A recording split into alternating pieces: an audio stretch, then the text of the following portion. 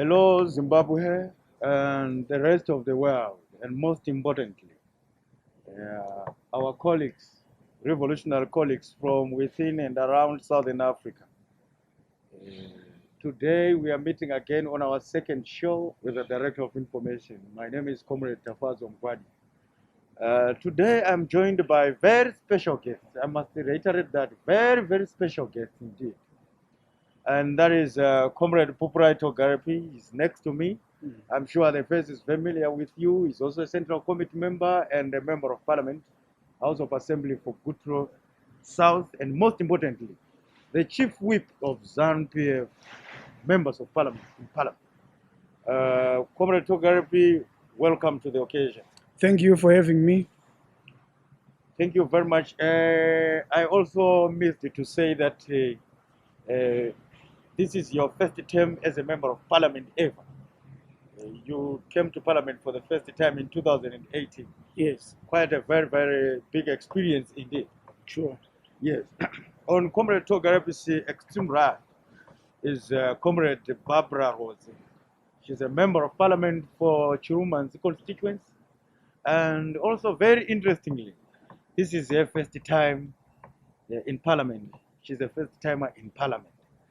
And those who are now familiar with her, I'm sure it is with regards to the instances that happened in South Africa at that they just finished or ended Pan-African Parliament gathering. I will not exhaust the discussion about that because indeed, this is what we are gathered to discuss here on this second edition on the shows with the Director of Information. So welcome to you, Comrade RWODZI. Thank you very much. Thank you for having me, Director. You are two parliamentarians that have become very famous within and outside of Zimbabwe, arising as a result of course, your good works in your own constituencies, which are not the subject of discussion today, but of course on the historic exploits, the way you defended this republic and this position, which you are also gathered here to tell us. Those watching, those listening, will be interested to know exactly what transpired. So I will not waste much of the time. Those who are listening, those who are viewing, we have the comrades with us here to take us through what happened in South Africa at the Pan-African Parliament, which is the regional or continental parliament of all African states. For starters, Comrade PUPURAI TOGAREPI, you are the Chief Whip, you are leading our delegation, of course with Comrade in fact, Chief Fortune Charumbira and others. Take us through what is Pan-African Parliament. Thank you, Tafadzwa. Pan-African Parliament, as its name denotes, is the parliament where every country of our continental countries has 5 representatives to form Pan-African Parliament. It's an organ of African Union. As you know, all African countries moved from OAU to form African Union, which is basically trying to integrate the economies in terms of trade and everything. The people of Zimbabwe, of Africa, to be united and work together and see a prosperous Africa. So Pan-African Parliament is supposed to be legislative. That's the journey that we are moving towards. But at the moment, we are doing some model laws and so forth to try and encourage. Everything is based on trying to integrate the African continent. Integration. Yes, that's the major goal of our leaders, our presidents, the former founders of the African unity. They say, let's unite, let's be united as Africans. And members of parliament who come from various countries then come together to deliberate things that are of interest to the African people. Who were members in the delegation from Zimbabwe to represent in the Pan-African Parliament? Our leader of delegation was Honorable Chief Charumbira. He is a senator, and myself, Comrade RWODZI. We have Stars Mate, a member from ZANU PF. We also have Honorable Mashakada from the opposition being part of our delegation. Wonderful. Comrade RWODZI, this was your first time to be in the continental legislative body as it is. Tell us your experiences and your feelings as you went there, because at the end of the day, yourself and Comrade Togarepi stole the show. All right, thank you very much, Tafadzwa. Maybe let me take you back a little bit. We were appointed by our president or our parliament, through the parliament, to be in the Pan-African delegation in 2018. So our first time was in Rwanda, and the parliament sits 4 times a year, 2 sessions and 2 committee meetings. So since 2018, we went end of the year, and in 2019 we also went 4 times. However, because of COVID-19, we then set once in March. So it wouldn't be my first time to be in the Pan-African Parliament session. However, it was, of course, my first time to debate to the extent that we got, or that the world have seen through the social media and the TVs and radios. I can't say I feel anything out of place or anything new, because we had an objective as a country and as a region, and also as a continent, as we had other countries and other regions that were supporting our cause. And it was all about bringing justice and transparency to the Pan-African Parliament, which is a parliament that will represent the people of Africa within their interests, and things that has to be done transparently and with justice prevailing. Thank you very much for that correction, and of course, a strong elaboration on the purpose in South Africa. So in South Africa, Comrade Togarepi, what was the purpose of this session of the Pan-African Parliament on the onset? This was a session, but with it was elections for every office bearer of the Pan-African Parliament, be it the Beru, which means the leadership, and the committee leadership, any other regional leadership of the Pan-African Parliament, all were up for grabs. There were going to be elections in Midrand, South Africa. So we went there knowing very well that we are going to go for elections for every position. Yes, so we went there geared, knowing the protocols and principles that we were supposed to follow when we go for these elections. What was the position of Zimbabwe? The position of Zimbabwe was fair elections. We wanted people to go there and vote within the directives given by African Union, nothing else. We wanted everybody who was representing Africans in your capacity as representing your country, coming from your country, to be guided by those principles. Anything short of that, we had said to ourselves, those machinations, those behaviors of trying to dominate other countries or other regions must go. So we went there knowing very well that we had characters from regions, individuals who would want to dominate the people of Africa through dominating activities at Pan-African Parliament. So we were ready for them. So when we went there, we said we will go for elections if they stick to the principles set by our leaders, our presidents throughout the continent, that we need to have elections, and the elections must be rotational and respected. So we were not hoodwinked by anything. Any side shows were not very important to us, but following the principles as directed by African Union. Now, Comrade Rhodes, no rotation, no election. You are now synonymous with that. Yourself and Comrade Togarepi, and of course EFF leader Julius Malema. No rotation, no election. It became a popular hashtag on Twitter, on social media, all social media platforms, and videos were seen. We also saw them. We loved them. But take us through. What was the genesis of that? How did it start? What were the challenges that you met? The challenges that you met at the onset, before then you ended with no rotation, no election. What was the cause of those challenges? All right, thank you very much, Tafadzwa. So, the geographical rotation principle is a principle that was decided and agreed upon by the heads of state, which we call the Executive Council at the AU. After a realization within all organs of AU to see that if we don't rotate leadership, if we don't rotate regions, other regions would never be in places of, or in positions of leadership, particularly if that organ requires elections for the leaders to be in their positions. Hence, Pan-African Parliament was advised about this and was directed about this way back in 2014.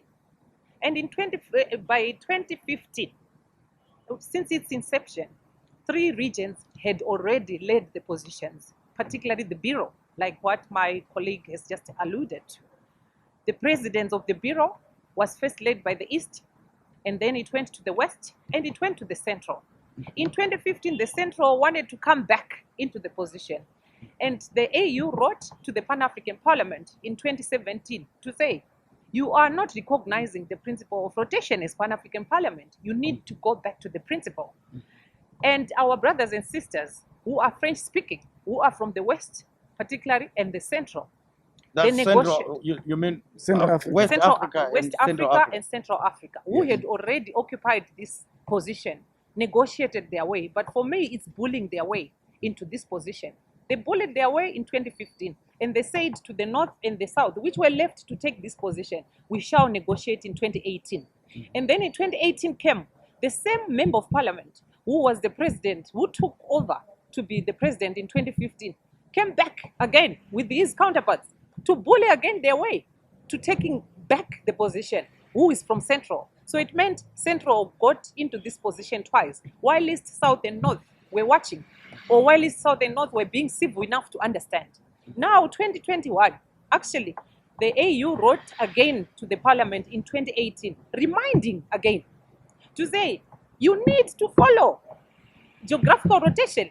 Oh, so you mean the principle of rotation is not a Zimbabwean position, but an African Union position? The principle Yes. of rotation is not our Zimbabwe position, neither is it a regional position from the South and North. It is the AU position.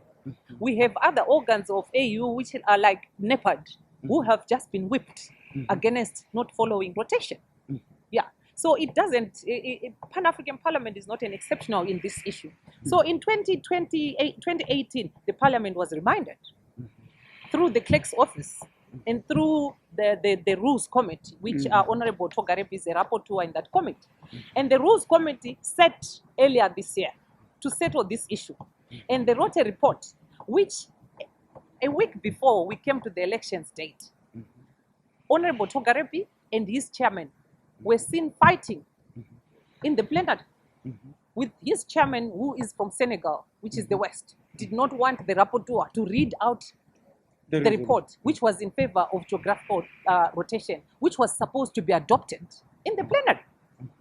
And I happened to be a campaign coordinator for our candidature for the region, which was Chief Charubira. And I also... You mean Chief Charumbira was the candidate for Southern Region? Yes. Chief Charumbira was the candidate for Southern Region, and it was agreed at regional workshop that we had 3 weeks prior to the election date. So it was agreed Chief Charumbira was already an acting president since he was holding a position of vice president. So the region did not see anything wrong with him pulling through, going through to the presidency. So that Zimbabwe becomes the first beneficiary of the principle of rotation, in this case, Southern Africa's chance. Exactly, Yes. exactly. It was so agreed.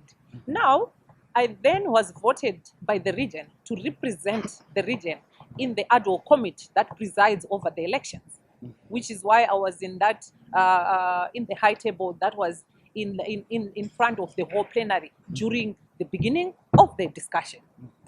But I had also a closed doors meeting with my ad hoc chairman and the other 4, who were, because we would be 5. I had meetings with them behind the doors to say we cannot continue with the elections without recognizing the geographical rotation principle, because it is that committee that receives the CVs of the candidates. And I was saying Mali cannot get in because it's West. Let's put away the issues in their country. That only would disqualify them. But by geographical rotation, they are not supposed to be in. South Sudan also had issues in their country. Their parliament is closed as we speak right now. Let's put away that. But geographical rotation would not also allow them to get in. Who should get in? The North and the South. And good enough, the North had offered to the South to say, we won't want to compete with you. Put up your candidate, and then next in 2024, we'll also get in peacefully. So we had an agreement with the North, but these guys would want to mess it up. And also in that ad hoc committee, no one would have any of my word. No one would want to listen to my facts. No one, including the chairman, the vice chairman, the rapporteur, and the other member who was from the North himself. They did not want to put this issue or the facts on the table until we had to go to the plenary. And I just had to stand on my feet. I just had to block it the way I had, because they bully their ways. And I just had to give them the game that they understand better. Was this your game plan, Comrade Chief Whip? You second Comrade Rwodzi to the ad hoc committee on elections, and then it appears she's being bullied there, and the committee, using maybe the majoritarian role, are trying to undermine the position so adopted, the resolutions, and so forth and so on. Shibolzo says, no, this thing cannot take place. We cannot proceed with elections. And the next thing, you are on the highest table, on the mic. No rotation, no election. Comrade Togarepi, take us through. Yeah, thank you. It was our game plan. Our main game plan. Other things were situational, and we would respond as they developed. But our main game plan was, we need to defend the interest of our leadership, our continent. Their position as Executive Council of AU is all organs must rotate. And if we don't rotate, it means we are vetoing AU ourselves as an organ, sub-organ of AU. So as principled cadres, we agreed from the region with all members. We sat down and said, how do we face this? Because these guys are going to bully us. Then we agreed that if they try to bully us and resist instructions from AU, we will stop elections. We will not allow elections until AU comes. So Comrade Rwodzi went in to defend our position. She went there to defend, and she did very well, because they wanted to use their numbers in the committee, so that when they come out, they say, majority, we have agreed on this. So they just read out things that were going against AU position. Okay. So when she came out, she expressed to the plenary that these people want to force us to go against AU. The position is the chance is for the North and the South to provide candidates. If they want to compete, they compete. In this case, we had already done our homework and talked to the North to say, okay, let's not fight. You get it next time, we get it now. And they said, proceed. We don't want to fight you, because the issue of rotation has always been fought by the two regions, united. And even some people in the West, or in the Central, are all against the issue of having elections that go against AU position. So the majority of people were standing with our position. So we had to fight it, and basically we had agreed with one thing that I may want you to know, Tafadzwa. I saw something very unique. In the Southern African caucus, we are multi-party. We had our own mashakada there. We had so much solidarity from all opposition members of parliament and the ruling parties in Southern Africa. We also had our own. Honorable Monjora and his delegation came to South Africa to cheer us up, to support us. You know, he's a lawyer. Some of the interpretations, he would assist us to ensure that as Southern region, we do things within the principles as put by African Union. So would want to thank them. They really fought with us. They were there when we missed something. They would remind us, so that we are guided. You stayed in there. Yes, including Madame Coupe. Madame Coupe was there. She was there, and she was there cheering from the gallery. So it was very, very, very. We also had our own comrade Chimtengwende, Madame Fumira. They were there. They came cheering because they were. We also had the ambassadors, Ambassador Chimbindi, and many other ambassadors. The ambassador of Zimbabwe in South Africa, he was there with us throughout. And also our ambassadors, when we went to other countries campaigning, we had a lot of support from our ambassadors. So that unit, you could tell that when we are united, you can appear in people's mind that we are few. But if you are united for a cause, you achieve easily. And we appeared as if we were outnumbering them.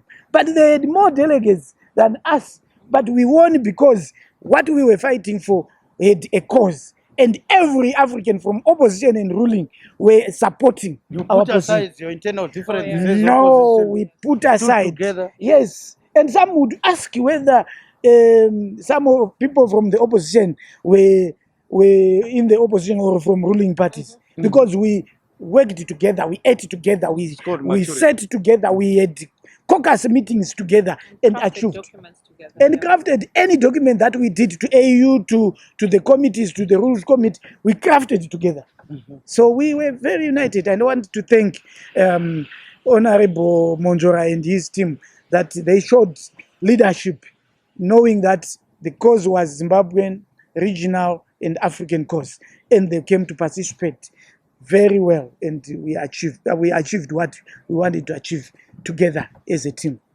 We had Malema, we had DA, we had in Namibia. Or from opposition? From opposition. Not the Fraternal Liberation Movement. No, the ANC is, it will always give leadership, ANC and other liberation movements. They are also there. But what I want to say is, I saw unity that is exceptional, that I have never seen anywhere, that I also wish I can see among maybe coming out of our opposition parties. Because when we agreed on this position in Southern Africa, you would think Honorable Malema was coming from ANC, or Venani was coming from SWAPO.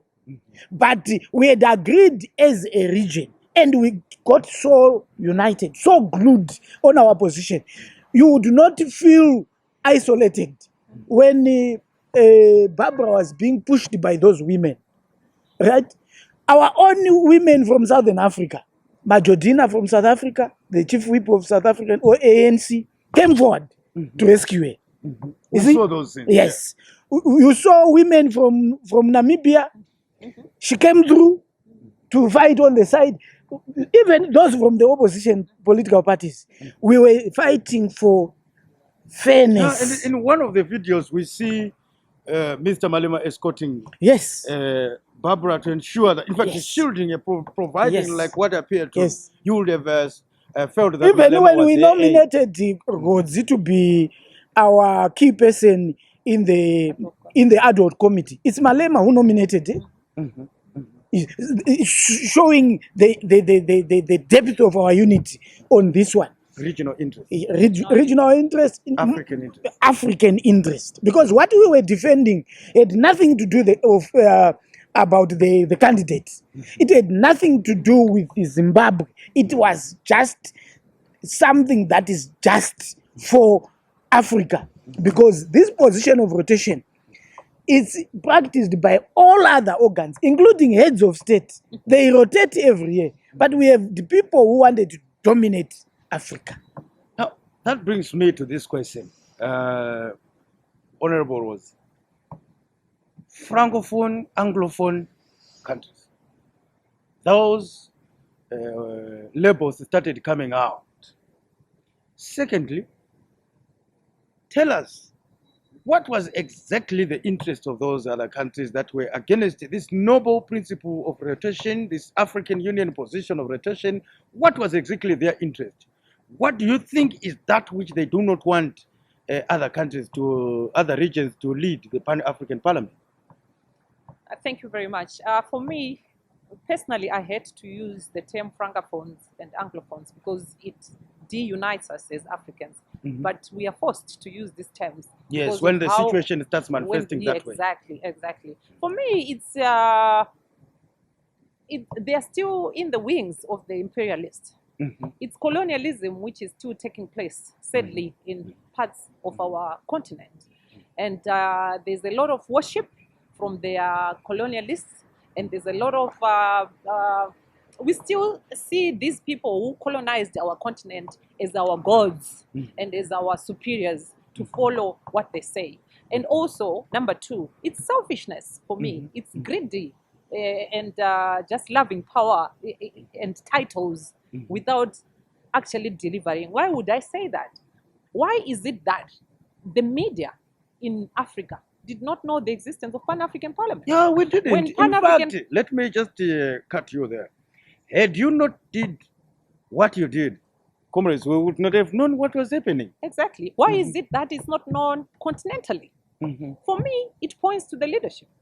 Yeah. So we had leadership from the East. They did very well in establishing the institution itself for 3 years.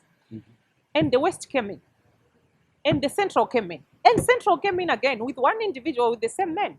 But how come we haven't finished the ratification of the Malabo Protocol? It all points to the leadership.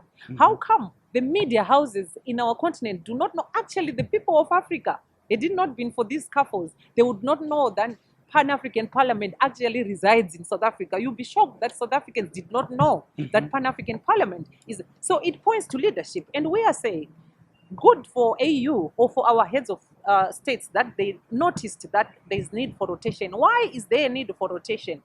It's because our brothers and sisters who are French speaking, they will always outnumber us because their numbers, francophones, are more in Africa. Also, there is use of money. They use a lot of money. They use a lot of money in What these is the campaigns. interest of France in this game? Or the supposed interest, as it were? You will know that Africa is being a number of power countries are vying for Africa. I mean, America wants to dominate Africa. French wants to dominate Africa. The British also wants to dominate. The Chinese also wants to dominate Africa. So I'm sure they're just garnering their positions about Africa, because if the Pan-African Parliament has the legislation power, then their power will be solidified by making sure that that position is secured by one of their own. So rotation will bring different brains. It will bring different leadership skills. It will bring difference to Pan-African Parliament and also change to the livelihoods of Africa. Why is it not known? So we are saying if we change minds by rotation, you never know. The Parliament will raise, the Parliament will have its legislation power. The Parliament will be as effective as it is expected to be. We are talking about the Pan-African Parliament, the sitting that was happening in South Africa, and you now know and are familiar with the principle, no rotation, no election. Courtesy of the two comrades here and their counterparts in the other countries in the region, in North Africa, in support of the African Union position. Thank you very much for bringing this on the fore. Now that we know your position was an African Union position. In some other papers and fake news outlets, it was reported as an exclusive Zimbabwean or South African position, but now we know it was an African Union position. Thank you very much for bringing that to the fore. Now, Comrade Togarepi, we now have a stalemate. Do you feel you achieved your goal, you represented strongly and accordingly by avoiding elections, especially if the African Union position had not been taken? What do you feel now? You stopped the elections. Thank you. I also want you to this interview to recognize some of our members, like Honorable Stars Mate. She was with us throughout the fight. It was a fight that brought in everybody, and actually the push that we got and support that we got from the West African countries, especially the English-speaking countries, was tremendous. Nigeria, Ghana, they were with us. some in Gambia, some in Kenya, stood with us, Sierra Leone stood with us. It means this is the view of all Africans. But you asked an interesting question that, did we achieve what we wanted to achieve? Yes, we did. One, we brought to the attention of Africans, not only leadership, but every African now know that there is Pan-African Parliament, a parliament that must represent their interests. Number one. Number two, us as members of parliament, we went there to represent our people, not only those who reside in the countries that we come from, but the Africans. Their positions must be defended, not because they are favoring your country or your region or your personal interest, but African interest was one major, was we must be united as Africans, and we stood with that. One other thing that you should know, us as members of parliament who stood with this position, I've said all who stood with this position, we had a letter written by Pan-African Parliament, by AU. AU wrote us a letter to say, if you proceed with these elections without following rotation, they are illegal. That letter was written to us, and for some reason, the clerk of parliament for Pan-African Parliament refused to read that letter. Yes, I saw it. Yes, he refused to read that, but we were just sticking with the motherboard. We were not fighting anybody. Those who got offended by our stance forget that we are coming from a revolutionary environment. We know that when you are under colonialism or under subjugation, the only thing that can lift you out of that is you have to fight. To stand up. Yes. We agreed with my sister, with those who stood with us, that a very strong saying by Muammar Gaddafi, when he fought to remove the emperor to become the leader of Libya, he said, when the fight was getting tough, he said, it's either we fight or we die.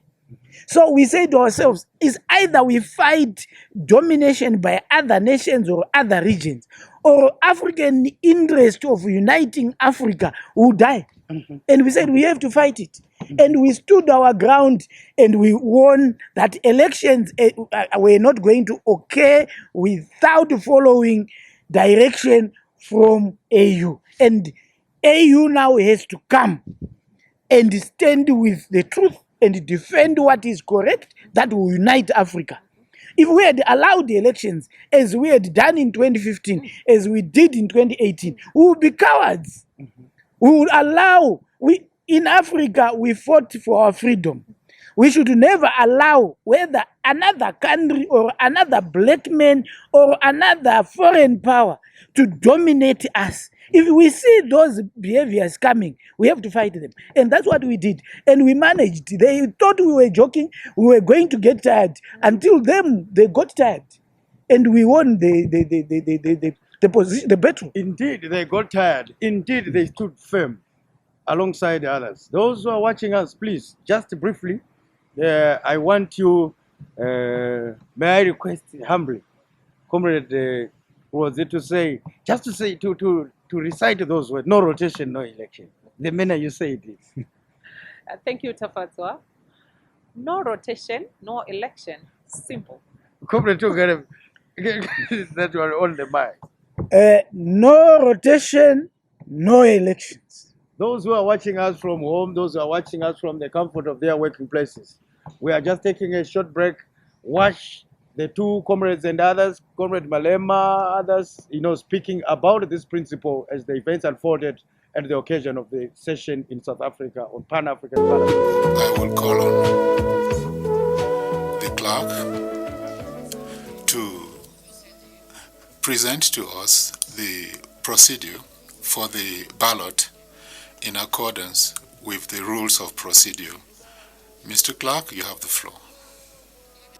Chairman, Madam Chairman, before you proceed, before the Secretary General comes to the floor, Madam Chairman, you are very much aware that one of your members in your ad hoc committee is not agreeing with proceeding with these elections because they are illegal and they are not in line with the AU decision. Also, with the letter that our only clerk is in possession of right now. As such, I do not agree with going ahead with these elections unless we observe and we follow what has been written to the clerk of this parliament. I submit. No rotation, no election. There can be no election in this atmosphere. Please lend me your ears. I am accordingly suspending this session to give you time to cool down, and at an appropriate time, we can come back when tempers are Monsieur le Secrétaire, and then we proceed. This session is suspended. Our biggest problem here is that people don't want rotation. They want to use their majoritarian to suppress the North and the South. If we get that right, which is in line with what the letter of the AU says, then there won't be a problem here. What we are proposing firmly is that this parliament must adjourn and come back in October with AU convening it. Not anyone, no interim leadership, no one. Let the AU come on its own in October and come and convene us here and then facilitate the elections. Now, one of the candidates is from Mali. Mali, we are told, has been removed by the AU. Why is Mali participating in this in this parliament? So the best thing is that let's go home, all of us. Let AU send us letters. Let's come back in October, whatever date, August, say, come back and facilitate the elections. Mepemi, quite terrible scenes, but disappointed to see that women are actually leading the charge. Yeah. Women are leading the charge based on equality. The women are fighting for the principle, especially I can talk for the women from the southern region and northern region. We're fighting for the principle on rotational election of the president. Other than that, no elections must take place here. We are an organ of AU, and we must take the mandate and the protocols of AU and respect them and implement them. That is all what we want here. So now with this chaos that is happening here, there are people who want to cling into power for long. We are saying it is enough. We have been very patient, now or never. I am saying, based on the ruling of the chairman earlier this afternoon. which ruling? Which ruling? Of By the who? chairman this afternoon. That was a lie. On the letter and also based on the letter that came back We don't entertain lies here. from the AU in response with the letter that was written by the Southern Caucus. This election cannot proceed without following the procedures that came and the advice that came from AU Legal Council. No rotation, no elections. I declare. Thank you, Madam Chairman. Where do you get the authority to stop the elections? Where did you get the power to stop the elections? Honorable members. Yes, Chairperson of the other committee, when we raise our hands, in this house because there is a report. There is a report that was tabled here, and you must hear us out on the report that was tabled by the rapporteur. And as the southern region, we are saying No elections. Chairperson of other committee, as the southern region, we are saying if there is no rotation, no elections are going to take place here, and therefore the AU must come and intervene. No elections. What is going on? Yes. What is here? How can one person? Sure, you have watched that clip. You have seen exactly the events as they unfolded, as our parliamentarians, joined by their counterparts in the region, defended the African Union position, which some of us, and I'm pretty almost everybody, then mistook as a Zimbabwean position or a South African position. It was an African Union position. And had they left the election to proceed, they would have left an illegality to proceed, and the result could have just been as null and void as the process itself. because the African Union had instructed that way. Now, there are allegations that when you were in Kigali, the president of France, Mr. Macron, came there, or came a few weeks earlier or later, and then in South Africa again ahead of this process. He was there. What is the coincidence?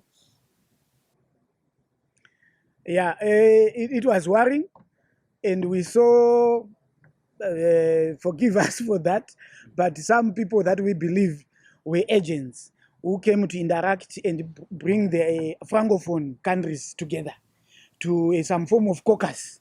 They were being convened by French people? We suspect that because this happened when Macron was in South Africa, when he had visited during the heated period of this contestation in terms of who has to take over the leadership of Pan-African Parliament. And coincidentally or planned, we found him there, and we started seeing funny people coming to take our brothers to some form of meetings, and we saw money that we have never seen. We saw lots of money being given to members of parliament. And you see somebody now stammering. We had one position tomorrow morning after receiving these dirty monies, they start changing their position. But we said to ourselves, we don't stand with our interest. We stand with African Union position. That's what we agreed with Malema. That is what we agreed with Majorina, chief whip for ANC, Malawi, Chihana. We had Malawi delegation, we had the Mozambican delegation, including their speaker. We stood to our ground together and said, if we don't do that, given the Francophone is small countries, and each country is expected to bring 5 members of parliament, it means if they have 14 and we have 9, if we they vote and using all this money and whipping from their former colonizers, then we are going to lose and we will never provide leadership to the African cause. So we said, no, we have to stand together. We stood together. Southern African countries, they are a pride. If you talk of Swaziland, they were with us. Lesotho, they stood their ground. If you see those squabbles, the women, you saw people from Botswana, those women who were defending Barbara. Yes, those women who were defending, because we saw that they wanted to swam with women.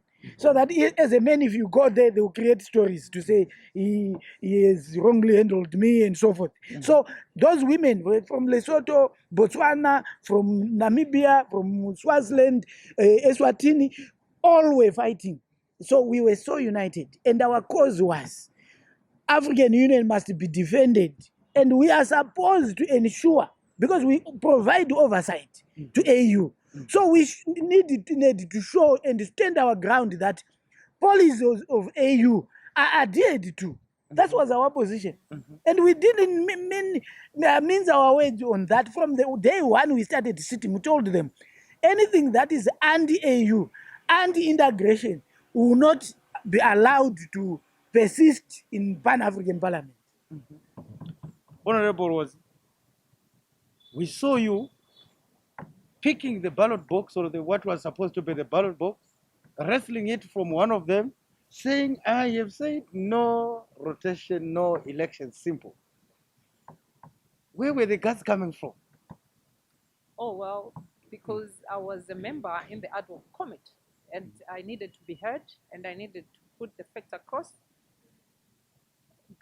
Taking away the ballot box and putting it behind was just an indication that there were no elections to take place at all. Actually, it's Honorable Roger Nkodo, who is the predecessor right now, who was the president in 2015 and 2018 from Cameroon, who started to grab the box. And I said, Roger, go and sit down. And I wanted to take the box from him and put it away, just to show that there is no election going on here. There was nothing in the box, absolutely, but it was just an indication to say no election was going to take place, period. And the kicking, we saw you being kicked by one of the parliamentarians from West Africa. We also saw, I think it's Honorable Majorina from South Africa, being kicked as well by the same parliamentarian. Despicable behavior indeed. What is your response to that as a woman of virtue? No. Well, it is unacceptable in our own, even our own norms and cultures as Africans, that a man would go to an extent of arguing and get desperate to getting into physical fighting. However, I don't know the norms and cultures in the West or in Senegal in particular. However, we were very, very aware of our objective as a team. We had an objective of making sure that the elections were not going to happen. We were very aware that we were in a battle, whereby in a battle anything can happen to you, but it must not derail your objective, it must not derail your vision and where you are going. So we were very focused on making sure that our point and facts are heard and put across. Nothing to do with the violence that they would exert on us. I was attacked by 4 big women. They wanted to take my handbag when they suspected that I had some important documents in my handbag. But I fought throughout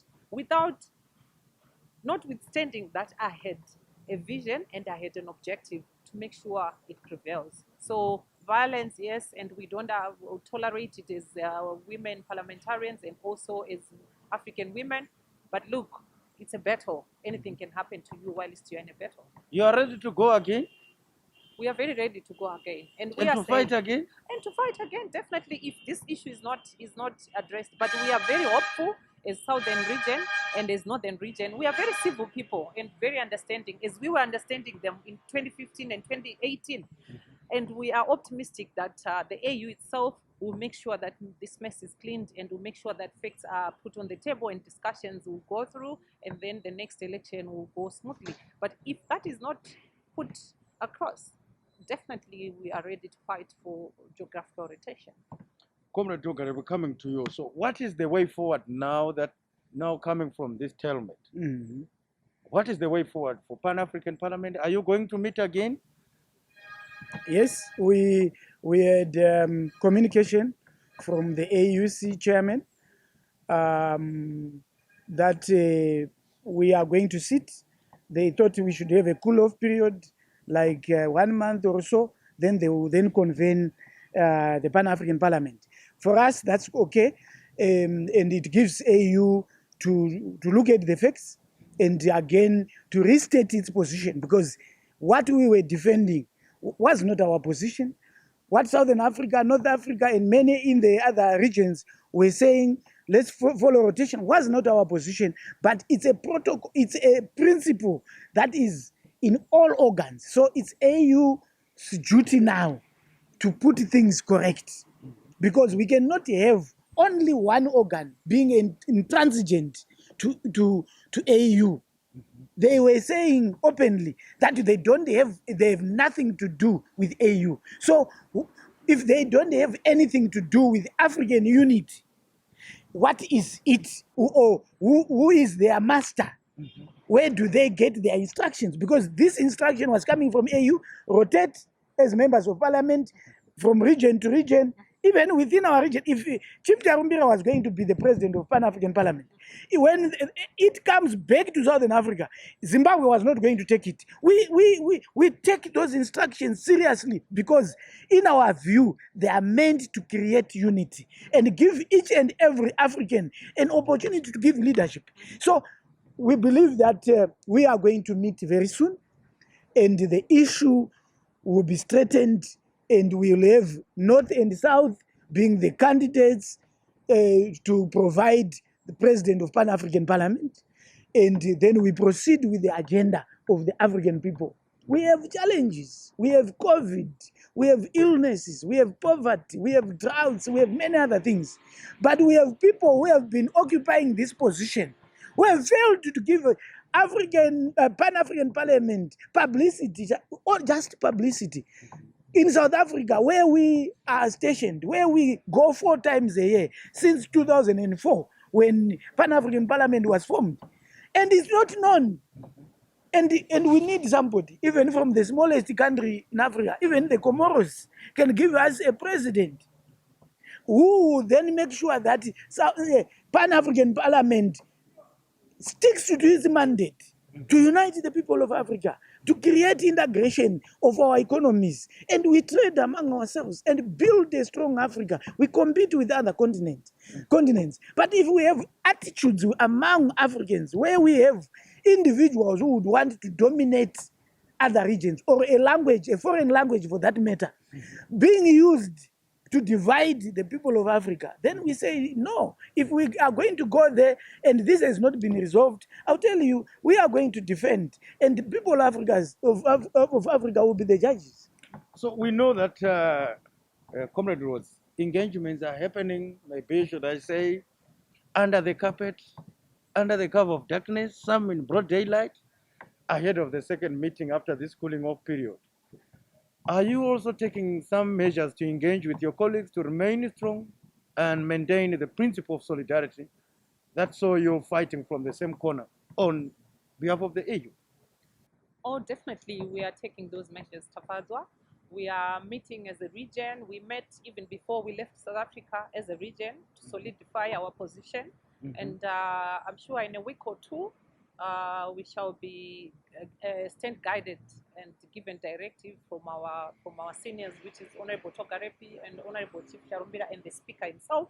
I'm sure we are gathering somewhere also as a region to solidify and to stick to our standing and our position as a region. And there will be also engagement with the northern region to make sure and ensure that we stick to our position for no rotation and no elections.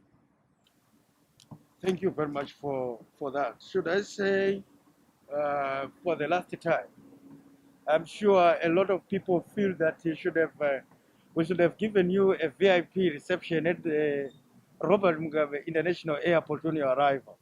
For the first time, we are very much aware that indeed there is a Pan-African Parliament whose agenda is to serve the people of Africa and provide a legislative framework for the AU. We didn't know that. You have become the champions that brought this parliament to the fore.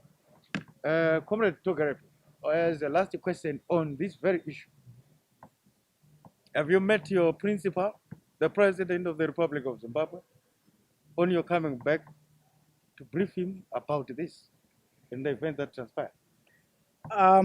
Our speaker is on it, assist with that matter, and I hope the head of our institution, Parliament, will organize that we meet with our leader, and it would be a serious privilege for us, because we take a cue from him. Anyone who is given a job by the people of Zimbabwe must do it, and our president does that every day. You see him working day and night, and when we are sent by our government, resources spent for us to go and represent the interest of our people, the interest of our people of Africa. That's what we all do. And we are so proud to be led by a president who is always at work. And when we go to Pan-African Parliament, they thought they would see people who run away from Parliament, go shopping and so forth. We were there with them. Every intimidation failed to work. Even in the issue that you hear, which is a lie, that Malema said he wanted to kill somebody. Do you know the guy from Mali moved from the corner of the chamber to come to the other corner of the chamber to tell Malema that I am going to kill you. And Malema said, I can't kill you in the chamber. I will kill you outside. If you want to fight. Yes, he was being very reasonable. This was an area where we should discuss and debate serious African issues, not fighting. But outside, yes, if you want to go for it, then we go outside. So these people also had come with an agenda of bullying their way through. But they found it different. We said no, and if we get a chance, Comrade Tafadzwa, if we get a chance to meet His Excellency, it will be very important for us. No, every African, every citizen of this country would want to be with the president. But we know what he wants us to do is to work. Wherever we go, when we go to Pan-African Parliament, I can assure the people of Zimbabwe that that which is correct is what we are going to defend. Yes. Without any iota of doubt. We will never go back. We will never allow domination. Whether it is a small country, the smallest country in Africa, if it chances come, allow it. But if there are people who say because they are bigger, they are mightier, or they have so much money from wherever they get it, they would want to dominate, we will stand in their way and we will always say no rotation, no elections. From Comrade Rwodzi, it's a no rotation. No rotation, no election, I declare. I want to thank you very much, Comrade Togarepi, the Chief Whip of ZANU-PF, and Comrade BARBRA RWODZI, the Member of Parliament for Chirumanzu, and of course, our colleague, delegate to the Pan-African Parliament. I must hasten to say that I'm pretty sure if we are going to 2023 with this vigor and energy, I'm pretty sure the elections are over before we have started voting. You can agree with me on that one, Comrade Rwodzi. Oh yes, I agree with you. We stand for what is right, and like our president, working hard for the people of Africa, for the people of the region, and for the people of Zimbabwe in particular. We as ZANU-PF are very focused, and we want to deliver to the people of Zimbabwe. Thank you.